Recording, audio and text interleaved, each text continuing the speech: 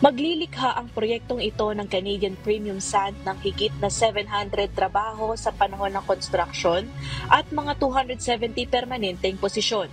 Magpapalabas ang Selkirk Factory ng 800 tonelada ng solar glass kada araw na mahalagang bahagi sa paggawa ng mga solar panel. Ito rin ang tanging low-carbon pattern solar glass manufacturing facility sa North America. Ayon kay CEO ng CPS na si Glenn Leroux, binigyan sila ng Manitoba ng napakagandang oportunidad.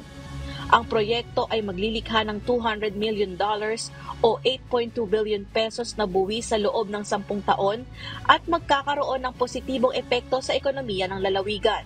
Nagsagawa rin ng Canadian Premium Sands ng kasunduan sa First Nation para sa pangangalaga ng kalikasan. Sinabi ni Environment and Climate Change Minister Tracy Schmidt na ang proyektong ito ay isasagawa ng ligtas at responsable at magdadala sa Manitoba ng isang hakbang malapit sa pag-abot sa kanilang net zero targets. Sinabi ni Larry Johansen, ang mayor ng Selkirk, na ang proyektong ito ang magiging kinabukasan ng Manitoba. Ang proyektong ito ay nagkakahalaga ng $900 million. Erica Luzong, humahataw sa balita ngayon.